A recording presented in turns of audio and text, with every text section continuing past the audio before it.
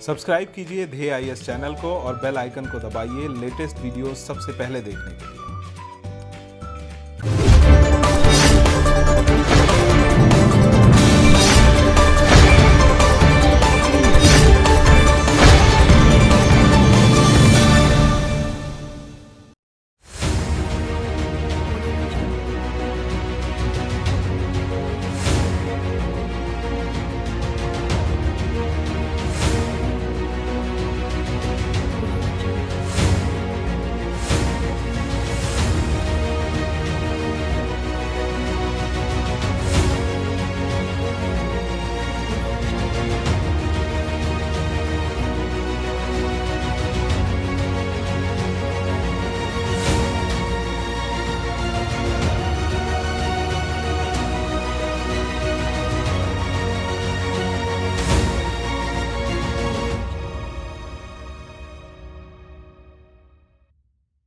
हाल ही में संयुक्त राष्ट्र ड्रग्स एवं अपराध कार्यालय यानी UNODC द्वारा वर्ल्ड ड्रग्स रिपोर्ट 2020 जारी की गई। इस रिपोर्ट में अवैध मादक पदार्थों के उत्पादन, आपूर्ति और सेवन पर कोरोना महामारी के प्रभाव के बारे में बताया गया है। DNS में आज हम आपको बताएंगे वर्ल्ड ड्रग्स रिपोर्ट 2020 के बारे में और साथ ही समझेंगे इससे जुड़े कुछ दूसरे अहम पहलुओं को भी।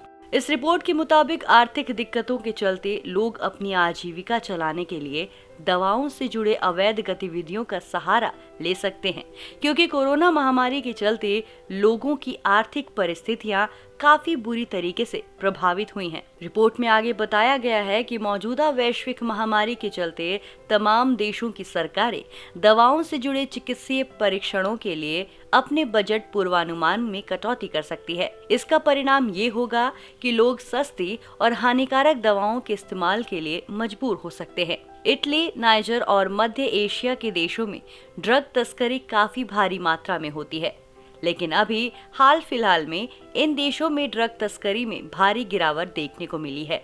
ऐसा इसलिए है क्योंकि ड्रग तस्करों ने तस्करी छोड़ साइबर अपराध और नकली दवाओं के निर्माण जैसे दूसरे अपराधों में रुचि लेना शुरू कर दिया है। वहीं दूसरी तरफ मोरक्को और ईरान जैसे देशों में ड्रग तस्करी की घटनाओं में बढ़ोतरी देखी गई है। कोरोना प्रसार को रोकने के लिए लगाई गई लॉकडाउन के चलते दुनिया भर में आर्थिक गतिविधियों पर काफी बुरा प्रभाव पड़ा है। जाहिर है कि उत्पादन आपूर्ति श्रृंखला भी इससे अछूती नहीं है।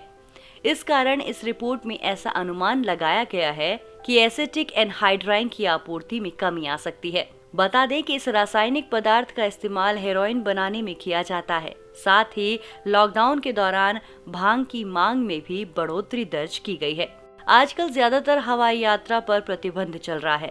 ऐसे में हवाई मार्ग के जरिए ड्रग्स की तस्करी होने के अवसर बहुत कम ही हैं और संभावित है कि तस्करी के लिए समुद्री मार्गों का इस्तेमाल बढ़ जाए। मिसाल के तौर पर हाल ही में हिंद महासागर क्षेत्र में बड़ी मात्रा में हेरोइन जब्त की गई है। इससे पता चलता है कि यूरोप महाद्वीप के देशों में मादक पदार्थ हेरोइन की तस्करी के लिए समुद्री मार्गों का इस्तेमाल किया गया है। हालांकि सीमा पार आवाजाही रोकने से अफीम की तस्करी में गिरावट दर्ज हुई है, लेकिन समुद्री रास्ते में कोकीन की तस्करी अभी भी जारी है। बात अगर भारत की करें तो भारत मादक पदार्थों के अवैध व्यापार के प्रमुख केंद्रों में से एक है। यहाँ ट्रामाडोल और मेथाफेटामाइन जैसे नए और भांग जैसे पुराने मादक पदार्थ मिल जाते हैं। भारत के एक तरफ पश्चिम में जहां गोल्डन क्रिसेंट मौजूद है, तो वहीं दूसरी तरफ पूर्व में गोल्डन ट्रायंगल मौजूद है। आपको बता दें, गोल्डन ट्रायंगल क्षेत्र म्यांमार, लाओस और थाईलैंड के पहाड़ों का एक संयुक्त इलाका है। यहाँ के जरिए काफी लंबे समय से यूरोप और उत्तरी अमेरिका में ड्रग्स की आपूर्ति की जाती रही है।